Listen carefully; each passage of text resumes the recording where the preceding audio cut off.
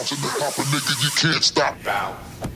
My name is John Hare, and I just want to tell you a little story about a ski trip that we had with a bunch of guys that go out west and we go cat skiing. What cat skiing is basically you go out and you charter with a group that has, basically it's a big snowmobile that will carry about 12 people. And so what they do is they take you to terrain that's not commercial ski hills. There's no chairlifts or anything like that. Anyway, the whole idea is to get new snow, and it's quite a good experience for skiers that want to try to have a new experience on skiing. Anyway, so typically what happens, you get up to the top, the cat ski, the cat lets everybody out and everybody hauls off all the skis and everybody gets their skis on, and then the guide will tell you a little bit about what he knows because he's been there before to head down the hill.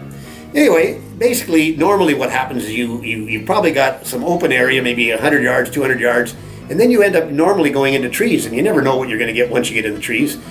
The rule is, when you're going through the trees, don't look at the trees.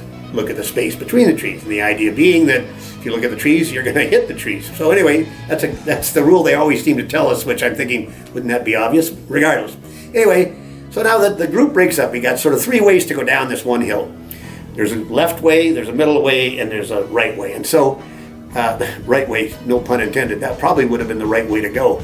Anyway, so Peter and Grant and I decide we're going to go the left route. And Peter is on a snowboard. He goes first. And so away he goes off down the hill, and we see him go down the hill, and then he disappears into the trees, which is, the way it goes. So I wait probably 20, 30 seconds behind him, and then off I go, following him. And so I want to hit the area, sort of the same place where he went into the trees, because the whole idea is you want to get to the bottom where everybody's going to be joining up together again. Anyway, then Grant will be leaving behind me. And so what happens with this thing, you typically have two guides. You have a guide that's a lead guide, and then there's one who hangs back at the back, making sure that if there's anybody gets in trouble, he can sort of pick up the pieces. The lead guy goes off, and he takes off first, but he goes through the middle. So we're sort of on our own. So Peter taken off by himself. 30 seconds later, I go, and then 30 seconds behind me, I know Grant's going to be following me. Anyway, I get into the trees. Can't see Peter anywhere. And he's not that far ahead of me that I would have thought I would have been able to see him. Anyway, I just keep following his snowboard track down. And now I'm getting, along the thing, and it's probably another, 20 seconds in, and I'm looking in front of me and I see nothing but white. But I see behind this white is these gloves. They're like ski mitts I guess they're being thrown up in the air, and I have no idea what this is about, but I don't have a lot of time to think about it because I'm fast approaching this hill that the gloves are springing up behind me. Anyway, nothing I can do. I just go straight ahead, and it is a ski jump, basically. Next thing I know, I am straight up in the air, and now my skis are out in front of me. How I've done it, I'm actually prone. This is my body, and this is the skis, and I'm going through the air this way. And I'm just floating, and nothing I can do. Anyway, but as I'm going over, I look down. And there's Peter, and this is almost like slow motion. It was, it really was like slow motion. I looked down, and there's Peter, and he's got his gloves, his mitts in his hand that he'd been throwing up, trying to warn me, I guess, that, I'm going to hit this hill that he obviously had hit himself earlier. Anyway, nothing I can do. I'm floating, and eventually I don't float anymore because I've run out of steam, and I just drop. I don't know, it felt like 10 feet, could have been 4 feet, I don't know how long, but it was a long drop. And I'm thinking, what's going to happen? Because who knows what I'm dropping onto? Anyway, nice powder snow, clunk. Nothing's impaling me. I'm feeling pretty good. Peter's sitting over there. He knows that I'm not dead. And I think, oh, shit, I got Grant right behind me. And so he's going to hit the same thing. So I decide, I've got to get out of the way. If I don't, you're going to land on top of me. So I scramble out of the way to the right a little bit. Peter was on the left.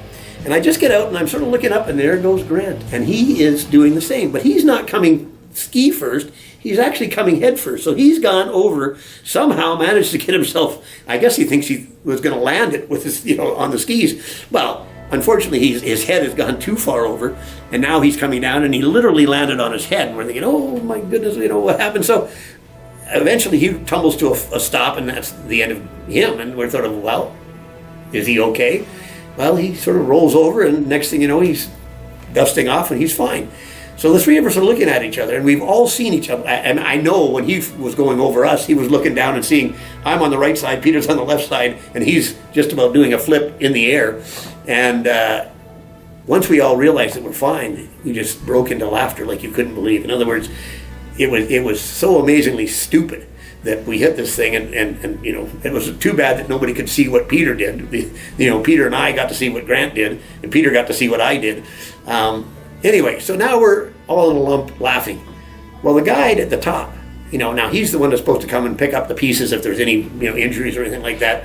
Well, I'm sure from his perspective when he was up there, what he sees is basically us disappear into the trees, but then all of a sudden, I'm sure you would have seen Peter. I wouldn't have seen him because I didn't have a high enough perspective. I was behind Peter, and he would have seen him go up in the air and then disappear back into the trees. And then he would have seen me go up in the air, skis forward, and then drop, go back into the trees. And then he would have also watched Grant. So he's probably sitting up there thinking, holy smokes, what am I, I'm going to go down and find, 3 murdered skiers. Anyway, so he gets finally down to us, and he didn't follow the trail. He knows obviously the terrain better than we do because he's the guide.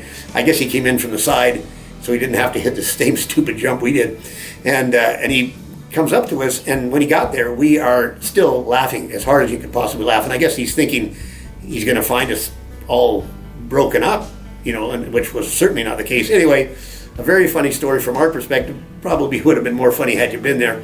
But to this day, and that was quite a long time ago, when the three of us get together, we still remember that story. And again, the whole thing was done like almost in slow motion. But anyway, so after the crash, we got up, all dusted ourselves off. Now we've got to ski the rest of the way down the hill, and we probably did 1 or 2 more runs after that, which we're quite thankful that we were able to. Anyway, at the end of the thing, you end up going and you're staying in a remote lodge typically, and you got a wood burning hot tub, so we could regale ourselves with a few drinks and at the same time talk about that actual crash.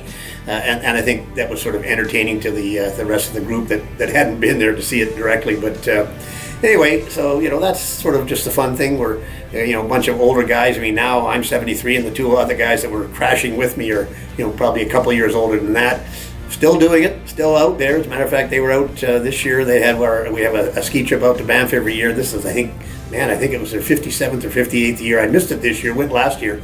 Probably go next year. But anyway, the one nice thing about being able to stay healthy to the point where you can keep doing these things is, as you get older, one of the reasons is, gut fix, as a matter of fact. And so I take that every day. Check it out, gutfyx.com, and stay healthy. Gut fix yourself.